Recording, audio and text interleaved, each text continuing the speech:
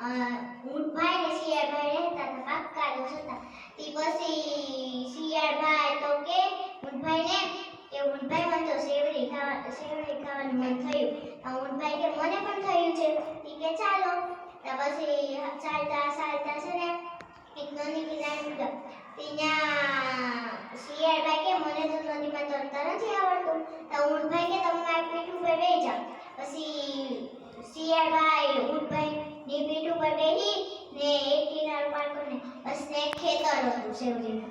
ના એકનો માલિક સૂતો હતો ને તા ઊંટભાઈ કહે શિયાળભાઈ કઈ બોલતા રે ન કરો.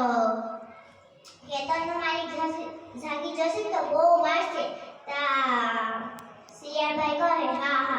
તો પછી તે ખેતરમાં પૂગ્યા ને ત્યાં ઘણી બધી શેરડી ખાઈ ને પછી શિયાળભાઈ કહે ઊંટભાઈ મને તો શેરડી ખાઈ ને ગાવાનું મન થયું છે. તા ઊંટભાઈ કહે ગામમાં ખેતરનો માલિક સાંભળી જશે તો બહુ મારશે. તા તો શિયાળભાઈ ઊંટભાઈની વાત માની નહીં ને તો ગીત ગાવા માંડી ગયા.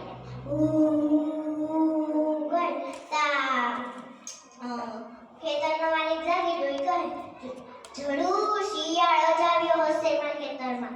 તા પછી તો ખેતરમાં ગયા ને તા શિયાળભાઈ ઊંટભાઈને ખેતરના માલિકને ભાળી ગયા. પછી ખેતરનો માલિક શિયાળભાઈ ભાગી ગયા ને ઊંટભાઈ ત્યાં બેઠા. એ કે તમે કેમ ભાગ્યા? તો વાહેણથી ખેતરનો માલિક આવીને ઊંટભાઈને એટલા માર્યા. પછી ઊંટભાઈ તો ત્યાંથી ભાગી ગયા. પછી નદી કિનારે ગયા ત્યાં કોણ શિયાળભાઈ ઊભા થા. તે પછી કે ચાલો આપણે ઘરે જાય.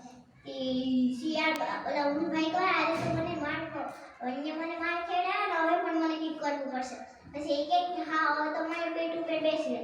પછી નદીના વેસમાં પૂગ્યા ને બધા તા ઊંટભાઈ કહે મને તો નાવાનું મન થયું છે. તા તો શિયાળભાઈ શું કહે કે નાવમાં નકો હું પડી જાય. તા તો ઊંટભાઈ નાવા વળગાડતા શિયાળભાઈ પડી ગયા. પછી ઊંટભાઈ વહી ગયા.